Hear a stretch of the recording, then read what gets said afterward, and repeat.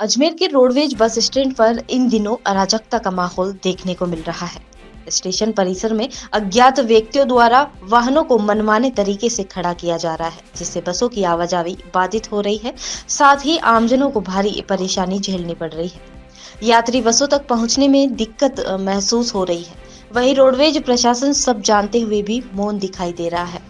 स्थानीय लोगों का कहना है कि पार्किंग व्यवस्था सही नहीं होने के कारण रोजाना जाम की स्थिति बनी रहती है। वहीं महेश ने जानकारी देकर बताया कि पुष्कर मेले के समापन के बाद अजमेर रोडवेज बस स्टैंड पर यात्रियों की भारी भीड़ उमड़ रही है। लेकिन अफसोस यह है कि यात्रियों को खड़े होने तक की जगह उपलब्ध नहीं हो रही।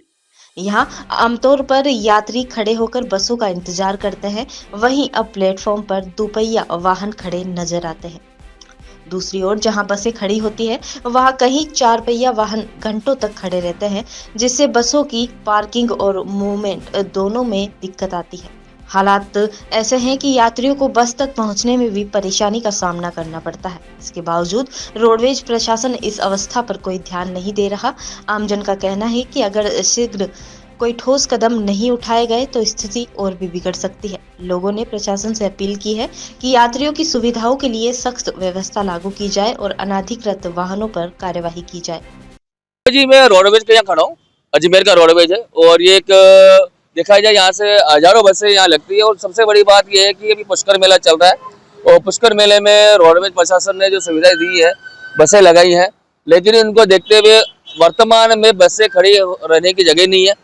बसें खड़ी हो कहाँ पे, क्योंकि असामाजिक तत्व के लोग हैं जो कि अपने टू व्हीलर वाहन उन्होंने खड़े कर दिए हैं, फोर व्हीलर वाहन खड़े कर दिए हैं।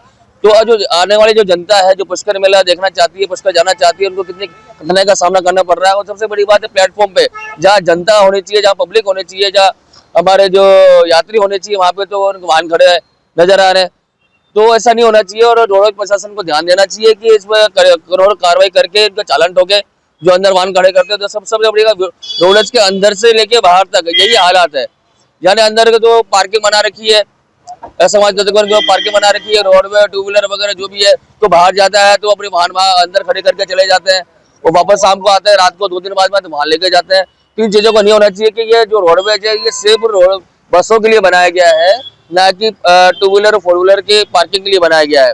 उनको ध्यान देते हुए प्रशासन को जागरूक होना पड़ेगा। और सबसे बड़ी बात है, ये हमारा जो पुष्कर मेला है, ये हमारा प्राचीन मेला है और इसकी सुविधा को देखते हुए पर्याप्त व्यवस्था की जानी चाहिए थी, वो नजर नहीं आ रही है। भीड़ भी ज्यादा है। वो सबसे बड़ी बात है। हाँ, वर्तमान में देखा जाए पुष्कर मेले में बहुत ज्यादा भीड़ है, लाखों के तादाद के अंदर भीड़ जा रही है।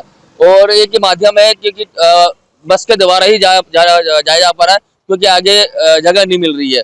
तो अगर बस में जाते हैं तो बस में बैठने की व्यवस्था नहीं मिल पा रही है, बसें नहीं मिल पा रही है, ये कई समस्या है, तो उनका निवारण होना चाहिए। बिल्कुल सही बात है। देखो, भीड़ को देखते हुए तो ऐसा समाज के तत्व के जो होते हैं, जेब कतरे होते हैं, जो चेन स्कैनर होते हैं, वो चेनें तोड़ लेते हैं, पब्लिक के नुकसान करते हैं, उनके पॉकेट मार लेते हैं। और ऐसे कई ग्रोह आए हुए हैं, पुष्कर मेले में भी आए हुए हैं, नजर आ रहे हैं। और आज हम खबर पढ़ ही रहे हैं, आपके चैनल के माध्यम से नजर आते हैं कि आज ये चेन टूट गई उसकी महिला की और किसी का पर्स का कट गया। तो ये जो वारदात होगी, वारदात कब होती है? जब हमारी पर्याप्त व्यवस्थाएं नहीं होती है, पब्लिक की सुविधाएं नहीं होती है। तो एक ऐसी सुविधा बनाई जानी चाहिए जहाँ पे पब्लिक